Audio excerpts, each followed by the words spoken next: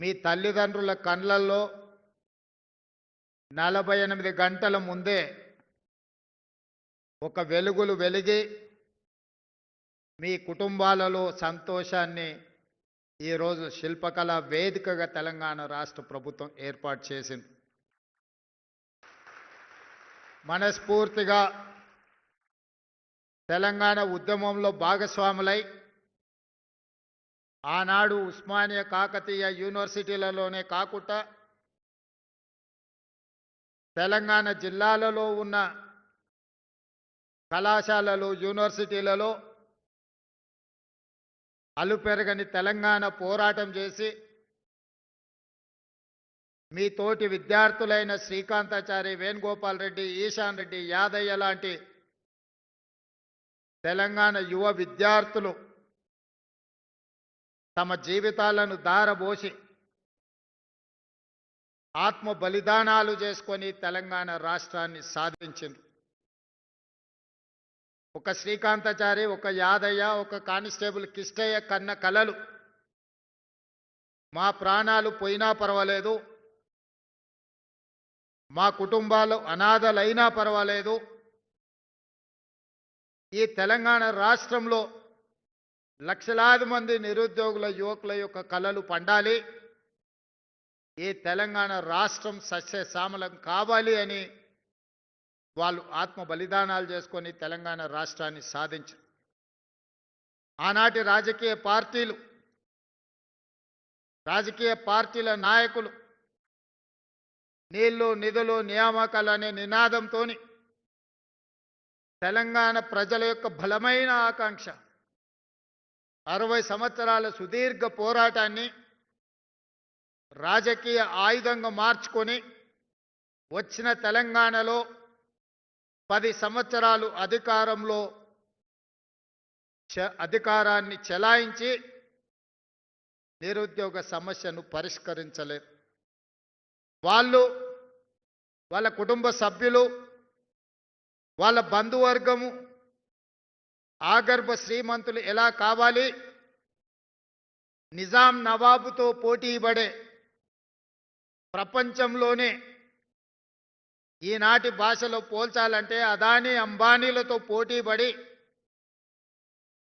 అల్లుడిని అంబానీ చేయాలి, బిడ్డను బిర్లాను చేయాలి అనే కలలు కంటూ 10 సంవత్సరాలు పరిపాలన కొనసాగించారు. ఏ రోజు కూడా ఒక్క క్షణమైన నిద్రపోయే ముందు గుండెల మీద చేయి పెట్టుకొని ఏ శ్రీకాంతాచారి, ఏ కానిస్టేబుల్ కిష్టయ్య, ఏ యాదయ్య, ఏ ఈశాన్ రెడ్డి, ఏ వేణుగోపాల్ రెడ్డి ఆత్మ బలిదానాలు చేసుకొని తెలంగాణ సాధించినరో వాళ్ళ లక్ష్యమేందో అని ఆలోచన చేసినుంటే మీ ఉద్యోగ నియామకాలు 7-8 సంవత్సరాల క్రితమే జరిగిపోయి ఉండేవి. ఈనాడు తెలంగాణ పునర్నిర్మాణంలో మీరు సీనియర్ అధికారులుగా ఈ ప్రభుత్వంలో బాధ్యత వహించి ఉండేవాళ్ళు. కానీ ఏ రోజు మీ గురించి కానీ వాళ్ళు నినదించిన నీళ్లు నిధులు నియామకాల విషయంలో చిత్తశుద్ధితో పనిచేసి ఉంటే నీళ్లకు సంబంధించిన కాళేశ్వరం కూలేశ్వరం అయి ఉండేది కాదు. ఈనాడు 1,00,000 కోట్లు గోదావరిలో పోసి నిర్మించిన కాళేశ్వరం కట్టడం కూలడం 3 సంవత్సరాల్లోనే జరిగిపోయింది. చరిత్రలో ఇట్లాంటి దుర్ఘటన, ఇట్లాంటి దురదృష్టకరమైన సందర్భం ఏ దేశంలో, ఈ దేశంలో ఉన్న రాష్ట్రాలే కాదు, ఏ దేశంలో కూడా ఇట్లాంటి పరిస్థితులు రాలేదు. నిధులకు సంబంధించి మీకు తెలుసు, ఫామ్ హౌస్లో 1 ఎకరానికి ₹1 కోటి పండించే విద్య ఆ నాయకులకు తెలిసినప్పుడు తెలంగాణ రాష్ట్ర రైతాంగానికి ఆ విద్య ఎందుకు నేర్పలేదు? మీరే చూసిండ్రు, మా ఫామ్ హౌస్లో పంట పండిస్తే ఎకరాకు ₹1 కోటి వస్తుందని ఒక పెద్ద ఆయన చెప్పిండు. సంతోషం, అద్భుతమైన కళ మీకు ఉన్నందుకు. 64 కళలలో చోర కళ కూడా ఒకటి అంటే నేను అదేందో నాకు అర్థం కాలేదు. కానీ ఈనాడు ఎకరాకి ₹1 కోటి వ్యవసాయంలో ఆదాయం వస్తుందంటే చోర కళలో పరోక్షంగా ఇదే కళనేమో అనిపించేటట్టుగా వచ్చింది. తెలంగాణలో ఆనాడు ఒరేసుకుంటే ఉరేసుకున్నట్టే అని ప్రభుత్వాలు పలికినాయి. తెలంగాణ రాష్ట్రం తెచ్చుకున్నది పండించిన పంట కొనుగోలు చేయలేని పరిస్థితిలో ప్రభుత్వం ఉంటే, తెలంగాణ పరిపాలన చేసే నాయకులు ఉంటే, ఇక తెలంగాణ రాష్ట్ర సాధన రైతులకు మనమందరం రైతాంగ కుటుంబాల నుంచి వచ్చిన మన తల్లిదండ్రుల యొక్క కష్టానికి ఈ తెలంగాణ రాష్ట్ర సాధన ఏమైనా సమాధానం చెప్పిందా ఒక్కసారి ఆలోచన చేయండి. ఇక నియామకాలకు వస్తే నేను చెప్పాల్సిన అవసరం లేదు. ఆనాడు ప్రభుత్వంలో ఎవరు మంత్రులు ఉన్నారు? ముఖ్యమంత్రి కానీ, ఐటీ అండ్ ఇండస్ట్రీస్ మినిస్టర్ కానీ, ఫైనాన్స్ మినిస్టర్ కానీ, పంచాయతీరాజ్ శాఖ మినిస్టర్స్ ఎవరున్నారో మీరు ఒక్కసారి ఆలోచన చేయండి. మరి ఈనాడు ఫైనాన్స్ అండ్ ఎనర్జీ మినిస్టర్ బట్టి విక్రమార్క గారు ఉన్నారు. ఈనాడు స్పీకర్గా గడ్డం ప్రసాద్ కుమార్ గారు ఉన్నారు. ఈనాడు కార్మిక శాఖ మైనింగ్ డిపార్ట్మెంట్లో వివేక్ వెంకటస్వామి గారు ఈరోజు మంత్రిగా ఉన్నారు. మెడికల్ అండ్ హెల్త్ మినిస్టర్గా దామోదర్ రాజనరసింహ గారు ఉన్నారు. ఆనాడు వాళ్ళుంటే ఈనాడు చదువుకున్న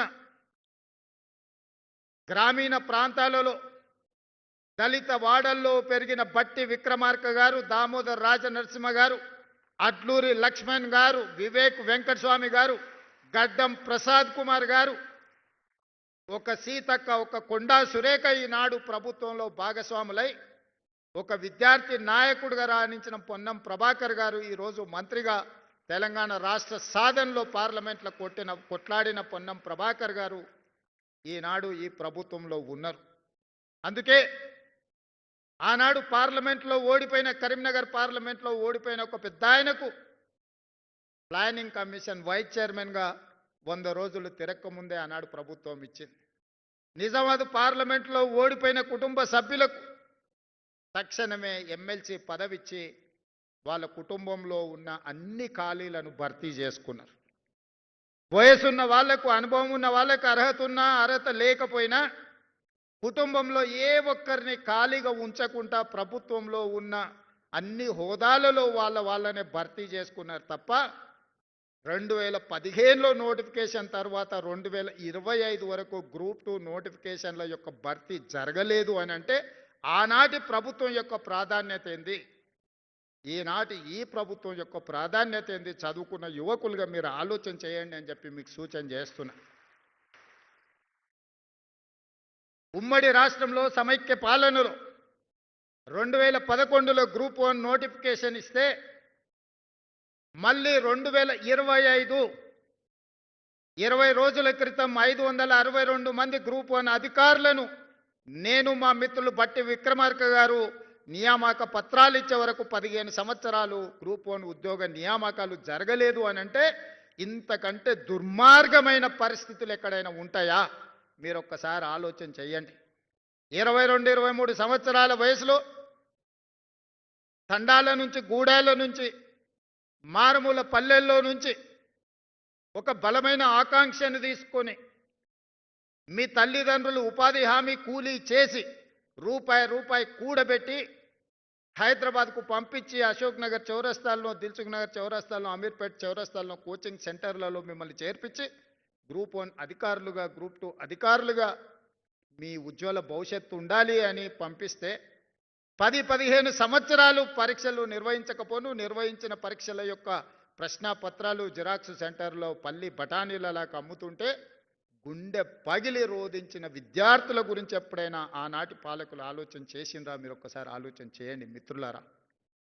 15 సంవత్సరాల సుదీర్ఘమైన గ్రూప్ 1 అధికారుల నియామకాలను ఈ ప్రభుత్వం 20 రోజుల క్రితం దసరా కంటే ముందు నియామక పత్రాలు ఇచ్చింది. వాళ్ళ కుటుంబాలలో దసరా పండుగను ముందుగానే తెచ్చిపెట్టింది. ఈనాడు 5 లక్షలకు పైగా గ్రూప్ 2 ఉద్యోగాలకు అప్లికేషన్ పెట్టుకుంటే 2 లక్షల పైబడి పోటీ పరీక్షలు రాస్తే అందులోకెళ్ళి 783 మంది ఈనాడు మీరు ఎంపిక అయినరంటే మట్టిలో మాణిక్యాలను వెలికి తీసి తెలంగాణ పబ్లిక్ సర్వీస్ కమిషన్ ఈనాడు మిమ్మల్ని అందరినీ తెలంగాణ పునర్నిర్మాణంలో భాగస్వాములను చేసే బాధ్యత తెలంగాణ పబ్లిక్ సర్వీస్ కమిషన్ తీసుకున్నది. మిత్రులారా, మీరు ఆలోచన చేయండి. ఆనాడు తెలంగాణ పబ్లిక్ సర్వీస్ కమిషన్లో వాళ్ళు నియమించిన సభ్యులెవరు? ఈనాడు మేము నుంచి నియమించిన తెలంగాణ పబ్లిక్ సర్వీస్ కమిషన్లో మీ భవిష్యత్తును నిర్ణయించే సభ్యులకి ఎలాంటి క్వాలిఫికేషన్లు ఒక్కసారి పోల్చి చూడండి. నిర్వహించిన పరీక్షలను చూడండి, వెల్లడించిన ఫలితాలను చూడండి. దీని వెనకాల ఉన్న చిత్తశుద్ధిని, శ్రమని మీరు గుర్తించండి. ఈరోజు మా కోసం కాదు, మీకోసం. మీరు మేము వేరు కాదు, మీరే మేము, మేమే మీరు. నల్లమల అటవీ ప్రాంతంలో నుంచి ఒక మారుమూల గ్రామం నుంచి ప్రభుత్వ పాఠశాలలో చదువుకున్న నేను ఇక్కడికి వచ్చిన అంటే అందులో మీ శ్రమ ఉన్నది, మీ మద్దతు ఉన్నది. మీరందరూ అండగా నిలబడబట్టి ఒక జిల్లా పరిషత్ మెంబర్గా, ఎమ్మెల్సీగా, ఎమ్మెల్యేగా, ఎంపీగా, పార్టీ ప్రెసిడెంట్గా, తెలంగాణ రాష్ట్ర ముఖ్యమంత్రిగా ఒక 15-16 సంవత్సరాలలో ఇక్కడి చేరి ఇవాళ ఈ శిల్పకళా వేదికలో వందలాది మంది అధికారులకు నియామక పత్రాలు ఇచ్చే హోదా వచ్చింది అనంటే మీ తల్లిదండ్రుల ఆశీర్వాదము. మీరు అండగా నిలబడబట్టి గ్రామాలలో మీరే కథానాయకులే నడిపించి మీరే ఒక రేవంత్గా మారి మొన్నట జరిగిన ఎన్నికల్లో మీరు అండగా నిలబడ్డారు. కాబట్టే ఈనాడు ఇందిరమ్మ రాజ్యం ప్రజాపాలనని మేము ఏర్పాటు చేసి ఈ సమస్యల్ని పరిష్కరించినాం. ఈ సమస్యను మీ సమస్యగా చూడలే, ఈ సమస్యను మా సమస్యగా, మన సమస్యగా. గ్రూప్ 1 పరీక్షల ఫలితాల పట్ల ఎన్ని రకాల చిక్కులను ఎదుర్కోవాల్సి వచ్చిందో, ఎన్ని రకాల ఆరోపణల్ని, చౌకబారు రాజకీయ విమర్శలను ఎదుర్కొన్నామో మీరు చూశారు. గ్రూప్ 1 ఉద్యోగాలకు రేవంత్ రెడ్డి 2 కోట్లు 3 కోట్ల రూపాయలు తీసుకున్న ర్యాంక్ వచ్చిన వాళ్ళు అని అంటే ఆ ర్యాంకర్స్ వాళ్ళ ఇంటి పరిస్థితులు చూపించారు. తండ్రులను కోల్పోయి తల్లి లేకపోతే అమ్మమ్మ దగ్గర చదువుకున్న వాళ్ళు మాకు గుడిసెనే లేదు, కోటి అంటే ఎట్లుంటుంది సార్ ఎన్నడన్నా మేము చూసినామా? మా చదువును, మా జ్ఞానాన్ని, మా శీలాన్ని శంకించే అధికారం మీకు ఎవరిచ్చినని వాళ్ళు కంటతడి పెట్టుకున్నప్పుడు నిజంగానే నాకు చాలా ఆవేదన కలిగింది. ఇంత దుర్మార్గమైన పరిస్థితులు ఈరోజు గత పాలకులు కల్పిస్తున్నారు. ఏది ఏమైనా ఈ సమస్యలను పరిష్కరించాలి, చిక్కుముళ్ళను విప్పాలి, చీకటి రోజులు పోవాలి, వాళ్ళ జీవితాలలో వెలుగు నింపాలి అని గ్రూప్ 1 సమస్యను పరిష్కరించి ఇదే వేదికగా నియామక పత్రాలు ఇచ్చిన.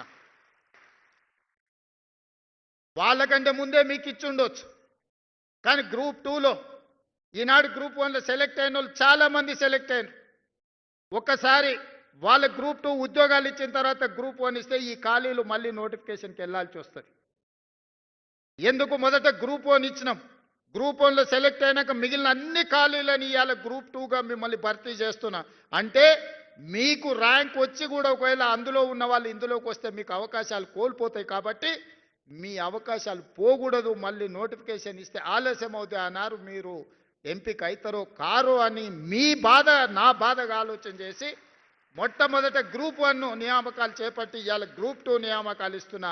మీ తర్వాత గ్రూప్ 3 నియామకాలు ఇస్తా, ఆ తర్వాత గ్రూప్ 4 నియామకాలు ఇస్తా. ఇవన్నీ కలిపితే దాదాపుగా 11,000 నియామకాలు. మొదటి సంవత్సరంలోనే 60,000 ప్రభుత్వ ఉద్యోగ నియామకాలు, టీచర్ల నుంచి కానిస్టేబుల్ల వరకు, ఇంజనీర్ల నుంచి డాక్టర్ల వరకు 60,000 ఉద్యోగాలు మొదటి సంవత్సరంలోనే ఇచ్చిన. ఇదే కాదు, ఎస్సీ వర్గీకరణ 30 సంవత్సరాల సుదీర్ఘమైన పోరాటం, దానికి ఒక శాశ్వత పరిష్కారాన్ని ఎస్సీ వర్గీకరణకు చూపించిన. జనగణనలో కులగణన 100 సంవత్సరాల సమస్య, ఆ సమస్యకు 16 నెలల్లోనే పరిష్కారం చూపించి ఫిబ్రవరి 4ను సోషల్ జస్టిస్ డేగా ఈనాడు జరుపుకుంటున్నాం. దేశంలో ఎక్కడా లేని జనాభా లెక్కలు, ఆ జనాభాలో కుల లెక్కలు, ప్రతి కులానికి సంబంధించిన ప్రజలకు ఈ వివరాలను సేకరించిన రాష్ట్రం మొట్టమొదటి రాష్ట్రం తెలంగాణ రాష్ట్రం. ఇవాళ మేము ఆ కార్యక్రమాన్ని చేయడం ద్వారా కేంద్ర ప్రభుత్వం మీద ఒత్తిడి తీసుకొచ్చి రేపు జరగబోయే 2026 జనగణనలో కులగణనను చేర్చాల్సిన పరిస్థితి ప్రధానమంత్రి గారికి కల్పించి దేశానికే తెలంగాణ రాష్ట్రం ఆదర్శంగా నిలబడ్డదని ఈరోజు మీ అందరికీ నేను గర్వంగా చెప్పదలుచుకున్నాను. ఇవన్నీ ఎలా చేయగలుగుతున్నాం? ఎన్ని ఆరోపణలు చేసిన, 10 సంవత్సరాలు పరిపాలన చేసిన వాళ్ళు, 10 సంవత్సరాల అధికారాన్ని చెలాయించిన వాళ్ళు అడ్డుపడుతూ అక్రమంగా సంపాదించిన సంపదతో ఎక్కడ పడితే అక్కడ కేసులు వేస్తూ పిటిషన్లు పెడుతూ వీధులెక్కి రాద్ధాంతం చేస్తూ సోషల్ మీడియాలో పెట్టుబడులు పెట్టి బురద జల్లే కార్యక్రమాన్ని చేస్తున్నారు. ఆనాడు ఎన్నికల కంటే ముందు మీరే బాధ్యత తీసుకొని ప్రచారం కల్పించి ప్రజలకు మేము చెప్పిన అంశాలను చేరవేసింది. అధికారంలోకి వచ్చిన తర్వాత అన్నకు అధికారం వచ్చింది, ఇప్పుడు మా అవసరం లేదని మీరు అందరూ అనుకుంటున్నట్టు ఉన్నారు. అది కాదు. ఈరోజు మన సమస్యల్ని మనమే పరిష్కరించుకోవాలి. మనం చేసిన మంచి పనుల్ని ప్రజలకు మనమే వివరించుకోవాలి. నాకంటూ ప్రత్యేకమైన సైన్యం లేదు, ప్రత్యేకమైన వ్యవస్థ లేదు. నా వ్యవస్థనే మీరు, ఆ వ్యవస్థలో మీరే సభ్యులు, కుటుంబ సభ్యులు. రేపటి నుంచి మీరు కూడా నిన్నటి వరకు మీరు సామాన్యమైన నిరుద్యోగ యువకులు మీ తల్లిదండ్రుల ముందు కానీ, మీ గ్రామ ప్రజల ముందు కానీ, మీ బంధువుల ముందు ఈ రోజు నుంచి మీరు ఆఫీసర్స్, మీరు ఈరోజు ఆఫీసర్గా డిజిగ్నేట్ కాబోతున్నారు. మీ జీవితంలో మీ బర్త్డే మీకు ఎంత ఇంపార్టెంటో, మీ జీవితంలో ఈరోజు మీరు డిజిగ్నేట్ కాబోతున్నారు ఆఫీసర్గా. ఈరోజు మీకు అందించబోయే నియామక పత్రం ప్రభుత్వ ఉద్యోగం కాదు, ఇదొక భావోద్వేగం. ఈ భావోద్వేగం తెలంగాణ పునర్నిర్మాణ భవిష్యత్తును 2047 తెలంగాణ రైజింగ్ విజన్ డాక్యుమెంట్ను మీరు ముందుకు నడిపించడానికి ఈరోజు ఈ బాధ్యతను నియామక పత్రము ద్వారా మీ చేతుల్లో పెడుతున్న, దీన్ని భద్రంగా కాపాడి 2047కి దేశంలోనే $3 ట్రిలియన్ ఎకానమీగా ఈ తెలంగాణను తీర్చిదిద్దే బాధ్యత మీది. ఆనాడు నేను అధికారంలో ఉంటానో ఉండనో నాకు తెలియదు, కానీ మీరందరూ ఆనాడు అధికారంలో అధికారులుగా ఉంటారు. మీదే బాధ్యత తెలంగాణ రైజింగ్ 2047 విజన్ డాక్యుమెంట్ని ఈరోజు నిలబెట్టి ఆనాటికి కాపాడి $3 ట్రిలియన్ ఎకానమీగా ఈ తెలంగాణ రాష్ట్రాన్ని అభివృద్ధి చేసే బాధ్యత మీది. ఈరోజు మీకు ఇచ్చే బాధ్యత, ఈరోజు మీకు ఇచ్చే నియామక పత్రము, ఇది తెలంగాణ యొక్క బాధ్యతను మీకు అప్పజెప్తున్నాం. ఇది గాజు అద్దం లాంటిది, మీరు కింద పడేస్తే పగిలిపోతుంది. ఈరోజు తెలంగాణ గుండెకాయ సచివాలయంలో పనిచేయడమే కాదు, మారుమూల ప్రాంతాలలో మీరు పనిచేయబోతున్నారు. రేపటి నుంచి మా ఆడపిల్లలు అందరూ అత్తగారింటికి పోతారు, ఉద్యోగం వచ్చింది కాబట్టి పెళ్లి చేసుకొని. వాళ్ళ జీవితంలో అత్తామామలు వస్తారు. మరి అత్తమామలనే చూసుకోవాలి, తల్లిదండ్రులను చూసుకునే బాధ్యత లేదా అని మీరు అనుకుంటే, ఈనాడు తల్లిదండ్రులు కొడుకైనా బిడ్డైనా సమానంగా చూసుకుంటారు. మా ఆడపిల్లలందరికీ నేను సూచన చేస్తున్నా, మీరు అత్తగారింటికి వెళ్ళిన అమ్మ నాయనను మంచిగా చూసుకోండి, మీరు బాధ్యతగా తీసుకోండి. ఇక మా సోదరులకు చెప్తున్న, కట్నాలు వస్తాయి, కార్లు వస్తాయి, అత్తమామ వస్తారు. ఇప్పటి వరకు ఉన్న అమ్మా నాయననేమో చేదవుతారు, కొత్తగా వచ్చిన అత్తమామనేమో తీపి అవుతారు. నేను చాలా మందిని చూస్తున్నా. అత్తమామను మంచిగా చూసుకోవద్దని నేను అనను, మీ కట్టుకున్న సతీమణితోని మీరు బాగుండొద్దని నేను చెప్పను.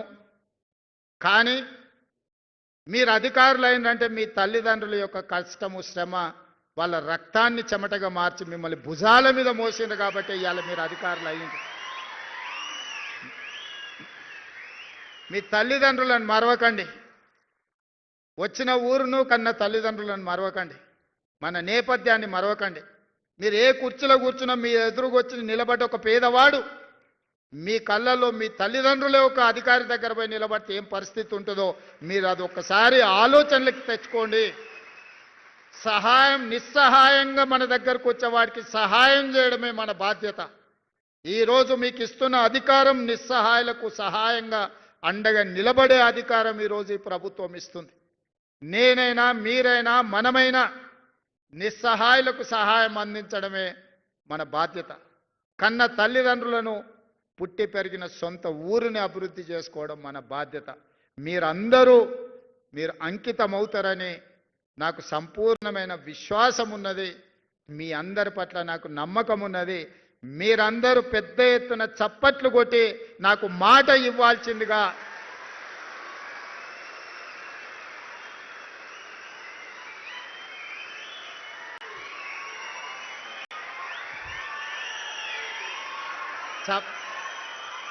చప్పట్లే కదా కొట్టేసినాం. రేపటి నుండి సార్ చూడబోతారా అని మీరు అనుకుంటారేమో. తప్పకుండా చూస్తా. ఎవరన్నా తల్లిదండ్రులను చూసుకోకపోతే మీ జీవితంలో 10-15% కోత చేసి మీ తల్లిదండ్రుల ఖాతాలు వేస్తా. చట్టమే తెస్తున్నా. ఆ చట్టాన్ని మీతోనే రాపిస్తా. తల్లిదండ్రులను చూసుకోని వాళ్ళ జీతాల నుంచి 10-15% జీతంలో కోత విధించి మొదటి నాడు మీ అకౌంట్లో ఎట్లయితే జీతం పడుతుందో మీ జీతంలో నుంచి ఆడబిడ్డ అయినా మగబిడ్డ అయినా ఆ జీతం తల్లిదండ్రుల ఖాతాలకు పోయేటట్టు ఖాతా తెరిచి మీ జీతాలు మాత్రం అక్కడికి బదిలీ చేస్తా. అది చట్టం చేస్తా. ఆ చట్టం మీతోనే రాపిస్తా. సెక్రటేరియట్లకు ఎవరు వస్తున్నారు? రామకృష్ణారావు గారు, మనం ఒక కమిటీ వేయండి కొత్త ఆఫీసర్లతో ఆ చట్టం రాపిచ్చే దాంట్లో. మళ్ళీ వాళ్ళు మాకేం తెలియదు అందులో ఏముందో అంటారు. కాబట్టి ఇందులో నుంచి సెక్రటేరియట్కి వచ్చే ఆఫీసర్స్ ఎవరైతే ఉన్నారో వాళ్ళతోనే ఒక గ్రూప్ ఆఫ్ ఆఫీసర్స్తో ఒక కమిటీ వేసి బేసిక్ డాక్యుమెంట్ వాళ్ళతోనే తయారు చేయించండి. అప్పుడు మేం చేసిన చట్టం ఖచ్చితంగా అమలు జరుగుతుందని వాళ్ళకి నమ్మకం వస్తుంది. అదేవిధంగా గతంలో ఉన్న పరిస్థితిని ఒక చిన్న ఉదాహరణ ద్వారా మీకు చెప్పదలుచుకున్నాను. ఎందుకంటే రేపటి నుంచి మీరు చూడబోతున్నారు కాబట్టి. త్రిలింగ దేశం అని ఒక దేశం ఉండేది. ఆ దేశానికి రాజు చంద్రసేనుడు. ఆ చంద్రసేనుడికి ఓ కొడుకు ఓ అల్లుడు ఉన్నాడు, రామసేనుడు హరిసేనుడు. రామసేనుడికి ఒకటే కోరిక, ఎట్లన్నా చేసి చంద్రసేనుడిని ఆ కృష్ణుడి నుంచి దొబ్బి కింద పడేసి అందులో కూర్చోవాలి. దానికోసం అన్ని రకాల ప్రయత్నాలు చేసిండు. ఇంట్లో అమ్మతో చెప్పించండు, భార్యతో చెప్పించండు, చుట్టాలతో చెప్పించండు, తండ్రికి ఎన్ని చెప్పించినా ఇంక ఇది జరుగుతలేదు. చూసి చూసి చూసి ఇక ఎక్కడ జరుగుతలేదని చెప్పి ఏం చేయాలని ఆలోచన చేస్తుంటే ఆయనకు హరికర వేణుగోపాలరావు గారిని పెద్ద మనిషి ఎదురైండు. అయ్యగారు, ఎట్లా మరి నా కోరిక నెరవేర్తలేదు, ఏం చేయాలంటే, ఇట్లయితే కుదరదాయా, నువ్వు జర గట్టిగా తపస్సు చెయ్యి.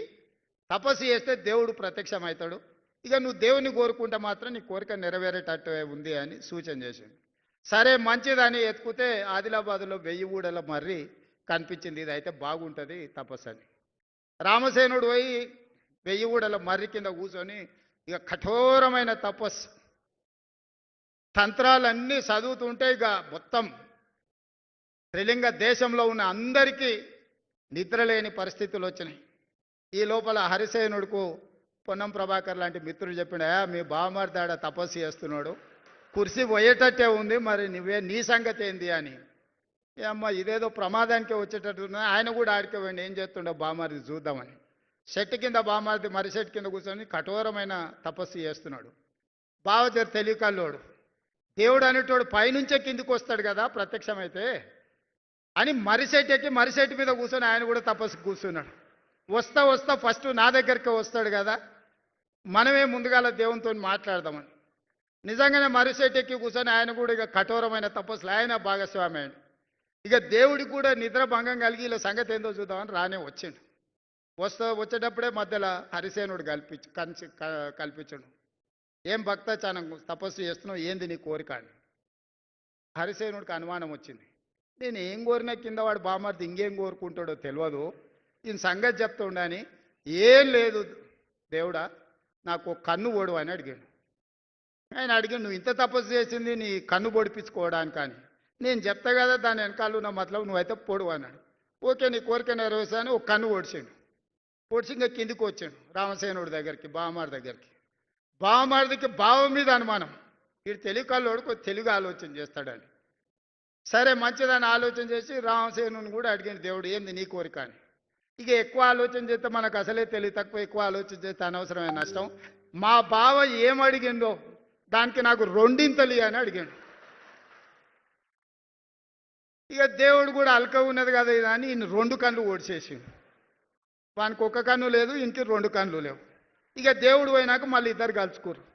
అరే పరిస్థితి ఏంది, ఇట్లా అయిపోయా, ఇట్లయితే ఎట్లయితుంది, మరి ఎట్లా బతుకుదాం, మరి ఇట్లా కుదిరేటట్లేదు, ఇట్లా మనం పని చేసుకునే పరిస్థితి చేయి దాటిపోయిందని. అప్పుడు ఇద్దరు కలిసి ఒక ఆలోచనకు మాలో పెద్ద మనిషిని కలిసిరాయా, మా పరిస్థితి వానికి ఒకటి లేదు, నాకు 2 లేవు, మా ఇద్దరు పరిస్థితి ఏందని. ఓ పని చేయండి, శుక్రవారం నాడు మక్కా మస్జిద్ కోండి, శనివారం నాడు బిర్లా టెంపుల్ కోండి, ఆదివారం నాడు మెదక్ చర్చి దగ్గర కోండి. ఆడ మెట్ల మీద కూర్చుంటే వచ్చేటోడు పోయేటోడు ఏదో ఒకటి ఇస్తాడు. ఇది బాగానే ఉంది. మరి ఎవడు నడవాలి? బాగా తెలికల్లోడు కదా, అరే నీకు 2 లేవు, నువ్వు నడవలేవు, నువ్వు నన్ను నీ భుజాల మీద ఎత్తుకో, నేను దారి చూపిస్తుంటా, ఇక నువ్వు నడుచుకుంటావా అని చెప్పి బామాటి భుజాల మీద ఎక్కి ఇప్పుడు మక్కా మసీదు శుక్రవారం శనివారం బిర్లా టెంపుల్, ఆదివారం మెదక్ చర్చ్ దగ్గర, రేపో మాపో పొన్నం గారు జూబ్లీ హిల్స్ కూడా వస్తారు, ఎందుకంటే ఆడ ఎన్నికలు ఉన్నాయి. నువ్వు జర జాగ్రత్తగా ఉండాలి వీళ్ళ పట్ల. సో ఇది గతంలో వాళ్లకు వాళ్ళే ఇవాళ పేపర్లలో టీవీలలో మేం చెప్పుడు ఇచ్చిపెట్టండి, కుటుంబ సభ్యులే చెప్తున్నారు ఏం జరిగిందో, ఏ రకంగా దోపిడీ జరిగిందో, ఏ రకంగా అవినీతికి పాల్పడ్డారో, ఏ రకంగా కుటుంబ పంచాయతీలు ఈరోజు పక్కున పగులుతున్నాయో, పాపాలు పుట్ట పగులుతుందో మీరు అందరు కళ్ళతో చూస్తారు. రేపు క్షేత్ర స్థాయిలో మీరు వెళ్ళేటప్పటికి వాళ్ళందరూ మీకు ఎదురు పడతారు, మళ్ళీ సెంటిమెంట్ రగల్చాలని చూస్తారు, ఈ సెంటిమెంట్తోని మళ్ళీ బతకాలనుకుంటారు. వాళ్ళని ఎక్కడైనా పేపర్లు చూడండి, రెసిడెన్షియల్ స్కూల్స్లలో ఎక్కడైనా పిల్లలు కలుషిత ఆహారం తిన్నరు అని అంటే పైశాచిక ఆనందంతోని డాన్సులు చేస్తుంటారు. అబ్బా 10 మంది పిల్లలు చచ్చిపోతే మేము ప్రభుత్వం మీద బురద చల్లొచ్చు, ఈ పిల్లలు చచ్చిపోతే బాగుండని. ఎక్కడన్నా యాక్సిడెంట్ జరిగి ఎవరైనా చచ్చిపోతే, ఆ శ్రీశైలం టన్నెల్ కావచ్చు, ఇంకేదన్నా కావచ్చు, ప్రమాదవశాత్తు ఏదైనా జరిగిపోతే ఎంబడే ఈ ప్రభుత్వం మీద బురద చల్లాలి, తద్వారా మళ్ళీ అధికారంలోకి రావాలని ఒక రకమైన పైశాచిక ఆనందం వాళ్ళ కళ్ళల్లో కనిపిస్తుంది. మాసాయపల్లిలో పిల్లలు చచ్చిపోతే చూడడానికి, బస్సు యాక్సిడెంట్ ట్రైన్కు గుద్దుకొని పిల్లలు చచ్చిపోతే చూడడానికి పోని కనికరం లేని ఈ మనుషులు పాఠశాలల్లో కలుషిత ఆహారంతో పేదోళ్ళ పిల్లలకు ఏదైనా ఇబ్బంది వస్తే వాళ్ళ పైశాచిక ఆనందాన్ని ఒకసారి చూడండి. ప్రభుత్వం చేస్తున్న అభివృద్ధి కార్యక్రమాలలో ఎక్కడైనా యాక్సిడెంట్ జరిగే ఎవరైనా కార్మికుల ప్రాణాలు పోతే వాళ్ళ పైశాచిక ఆనందాన్ని చూడండి. అందుకే ఈనాడు అధికారులకు మీకు సూచన చేస్తున్నా, ఇట్లాంటి ప్రభుత్వ పాఠశాలల్లో కలుషిత ఆహారం అందకుండా చూడాలంటే అది మీ చేతుల్లోనే ఉంది. ప్రభుత్వం చేస్తున్న నిర్మాణాలలో ప్రమాదాలు జరగకుండా చూడాలంటే అది మీ చేతుల్లోనే ఉంది. తెలంగాణను అప్రమత్తంగా ఉంచండి, కాపాడండి తెలంగాణను. తెలంగాణలో ప్రమాదాలు జరగొద్దు, ఏ కుటుంబంలో విషాదం ఉండొద్దు. ఈ పైశాచిక ఆనందం అధికారం కోసం తాపత్రయపడుతున్న వాళ్లకు మీరు గుణపాఠం చెప్పాలి. భవిష్యత్తుకి ఇది ఒక పాఠం కావాలి. ఈనాడు మీకు అందించబోయే నియామక పత్రం తెలంగాణ ప్రజల యొక్క బాధ్యత, 4 కోట్ల ప్రజల యొక్క భవిష్యత్తు మీ చేతికి మేము అందిస్తున్నాం. దాన్ని భద్రంగా కాపాడి ముందుకు తీసుకెళ్లాల్సిందిగా కోరుకుంటూ మీ అందరి దగ్గర సెలవు తీసుకుంటున్న మిత్రులారా, ధన్యవాదాలు.